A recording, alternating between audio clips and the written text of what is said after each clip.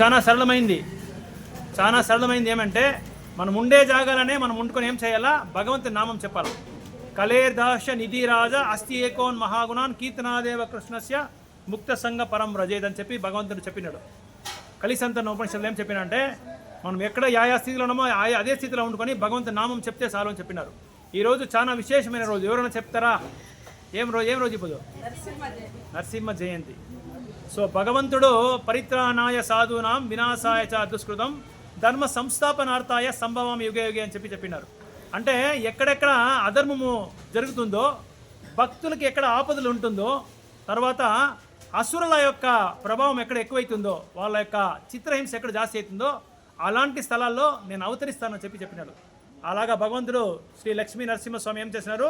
ప్రహ్లాదుడు క్లిష్ట పరిస్థితుల్లో ఉండేటప్పుడు ఆయన్ని ఆపదల్లో నుంచి కాపాడడానికి భగవంతుడు ఏం చేశాడు? నరసింహ అంటే సగము నరమనుషుని యొక్క అవతారము, సగము సింహం అవతారము. ఇది తీసుకొని భగవంతుడు ఏం చేశాడు? ప్రహ్లాదుని కాపాడేదాని కోసం వచ్చినాడు.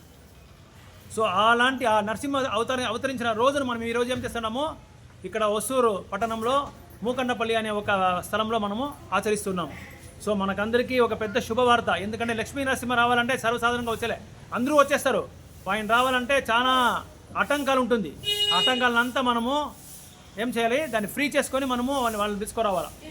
సో ఎన్నో దినాలకి నేను ఇక్కడ పిలుచుకోరావాలని చెప్పి నేను కళలు కంటా ఉండి ఎట్లన్నా మన వేణుగోపాల స్వామి దేవస్థానానికి నరసింహస్వామి రావాలా అని చెప్పి మాతాజీ గుణమాతాజీ వాళ్ళ యొక్క సహాయంతో మనం ఇక్కడ పిలుచుకోవచ్చింది ఆయా ఎట్లో. సో నరసింహస్వామి అంటే అవతారం ఎందుకు తీసుకుంటాడు భగవంతుడు అంటే భక్తుల్ని కాపాడేదానికి, అసురుల్ని సంహారం చేసేదానికి, ధర్మాన్ని నెలకొల్పేదానికి. అంటే మనం ధర్మాన్ని నెలకొల్పాలంటే భగవంతుడు ఏం చేశాడంటే సరళమైన ఒక దావ మనకి ఇచ్చినాడు. ఏం దావ అంటే కలియుగంలో నా నామస్మరణం చేస్తే చాలు, మీరు వేరే ఏమి చేసే అవసరం లేదు అని చెప్పినాడు. అందుకే భగవంతుడు ఏం చెప్పినాడంటే కలియుగంలో అన్ని దోషాలు కలేర్ దోష నిధి రాజా అస్తి ఏకోన్ మహాగుణ కీర్తనాదవ కృష్ణస్య ముక్త సంఘ పరం రజత్ అని చెప్పినారు. అందుకే భగవంతుడు ఏం చెప్పినంటే కలి అంతా దోషాలు నిండిండేది. ఎక్కడ చూస్తేనో జగడాలు, ఎక్కడ చూస్తేనో ఒకరికొకరు మిస్అండర్స్టాండింగ్లు, పరస్పర అర్థాలు ఉండలేదు వాళ్ళకి. ఇలాగా ఎక్కడ చూస్తే అన్ని జాగాలను ఏమైతే ఉంటుందంటే యుద్ధాలు జరిగేది, ఒకరికొకరు గొడవలు వేసుకునేది, ఇలా జరుగుతూ ఉంటుంది. అలాంటి సమయాల్లో మీరు ఎక్కువగా పూజలు పునస్కారాలు ఇదంతా చేయాలంటే కొంచెం కష్టం ఉంటుంది. దానికోసం మీరు ఏం చేస్తారు? ఉండే జాగాలోనే ఉండుకొని మీరు భగవంతుని నామం చెప్పాలని చెప్తారు. అందుకోసం ఈరోజు ఒక మంత్రాన్ని చెప్తాను. ఆ మంత్రాన్ని మీరు అందరూ నచ్చదా నేను చెప్పినాక మీరు రిపీట్ చేయండి.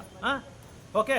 హరే కృష్ణ హరే కృష్ణ అందరూ చేతండ. కృష్ణ కృష్ణ హరే హరే హరే రామ హరే రామ రామ రామ హరే హరే హరే కృష్ణ హరే కృష్ణ కృష్ణ కృష్ణ హరే హరే హరే రామ హరే రామ రామ రామ హరే హరే. సో ఈ రోజు నరసింహస్వామి యొక్క అవతరించిన రోజు. వాళ్ళది ఒక మంత్రం ఉంది, మీరందరూ చెప్తే మీకు ఏమేమి దోషాలు ఉందో అన్ని దోషాల నుంచి మీరు విడుదలైపోతారు. ఎలాంటి దోషాలు ఉంటున్నా సరే. అంటే ఇప్పుడు చెప్పేసి మీరు తల్లా ఇంట్లోనే పోయి చెప్పాలా. ఇది చెప్తూ ఉంటే ఇది హరే కృష్ణ మంత్రం రెండు చెప్పాలా. ఇది చెప్తూ ఉంటే మనం అన్ని దోషాలను ఇంకా ఏమవుతాం? విడుదలవుతాం. అయితే చాలామందికి ఏం డౌట్ అంటే ఈ మంత్రాలంతా చెప్తూ ఉంటాం స్వామి, అయితే కూడా ఏమి మన దోషాలు పరిహారమే అయ్యలేదు అంటారు. ఎలా అయ్యలేదు అంటే ఆ దోషాలని పరిహారం చేసేదానికి మనకి మార్గం చూపిస్తాడు భగవంతుడు. మనకి మార్గము, తెలివి, దానికి కావాల్సిన శక్తి మనకిస్తాడు.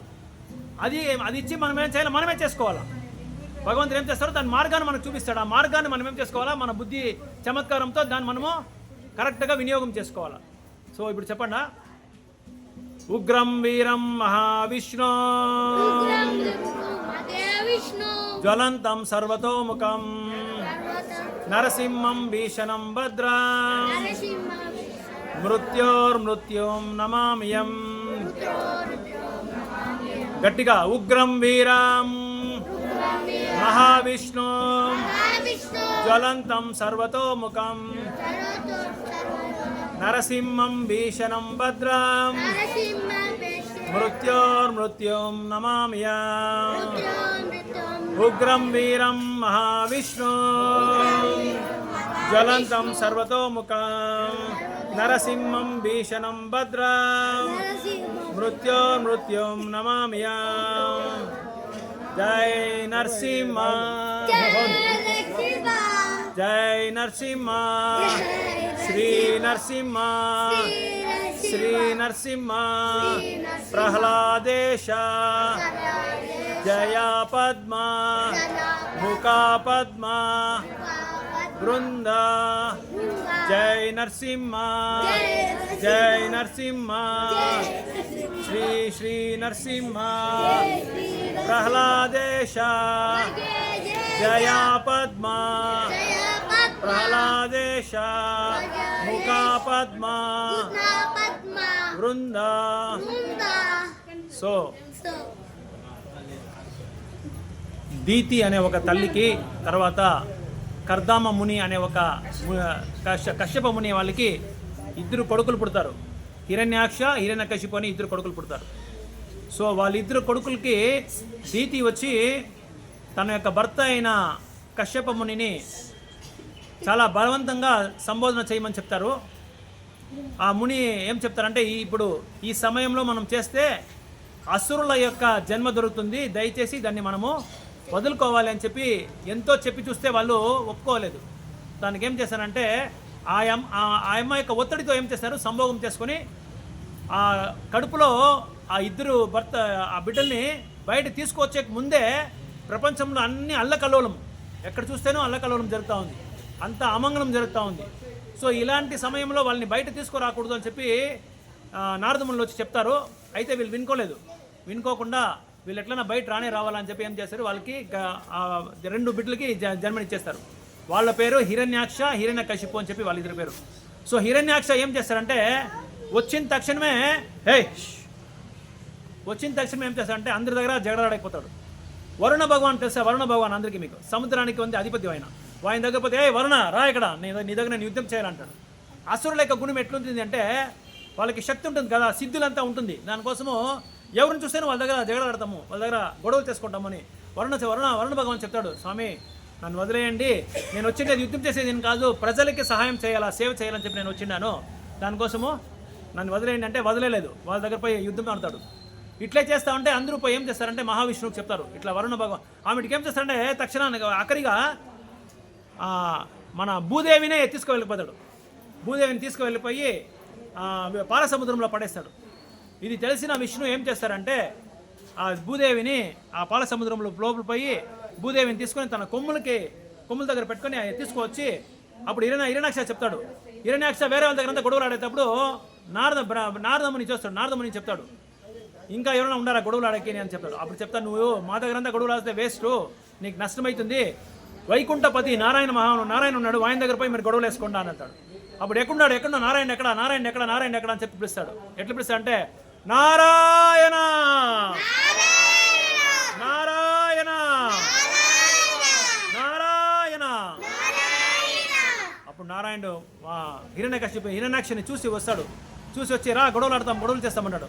అప్పుడు లక్ష్మీదేవి తన కొమ్ములో ఉంటారు. దాన్ని లక్ష్మీదేవిని ఒక భద్రతమైన స్థలంలో పెట్టేసి ఏం చేస్తాడు, హిరణ్యాక్ష దగ్గర గొడవలు ఆడతాడు.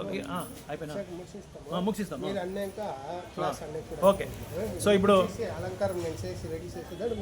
ఓకే టైం అయిపోయింది. అవును సరే. సో ఇప్పుడు అభిషేకం చేస్తాము ఇంకొక 2 నిమిషాలు. హిరణ్యాక్షని వధం చేసిన తక్షణ ఏమైతుందంటే అప్పుడు ఏం అవతారం అవుతాడు ఎవరికైనా తెలుసా? హిరణ్యాక్షని వధం చేసేటప్పుడు వరాహ అవతారం తీసుకొని అతన్ని వధం చేసి భూమాదేవిని పిలుచుకొని వెళ్ళిపోతారు. ఇది అయిన తర్వాత హిరణ్యకశిపుకి తెలిసిపోతుంది. హిరణ్యకశిపుకి తెలిసిపోయి ఏమవుతుందంటే నా తమ్ముడిని వధం చేసేస్తాడు అని చెప్పి ఆయన పైన ఎక్కువగా అసూయ చేసుకుంటాడు. సో అది అట్లే కంటిన్యూ చేస్తాము. అభిషేకం అయినా కంటిన్యూ చేస్తాము.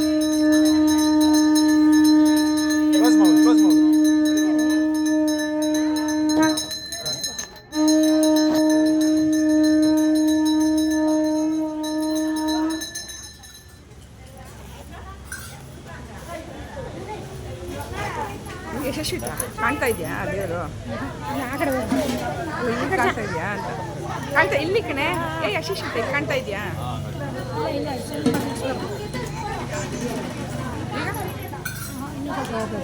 ಈ ಕಡೆ ಬರುತ್ತೆ, ಆ ಕಡೆ ಬರುತ್ತೆ. ಈಗ ನೋಡ ಯಶಸ್ವಿ ಕಾಣ್ತಾ ಇದೆಯಾ? ಕಾಣ್ತಾ ಇದೆಯಾ? ಪ್ರಮುಖ ಕಾಣ್ತಾ ಇದ್ದಾರಾ?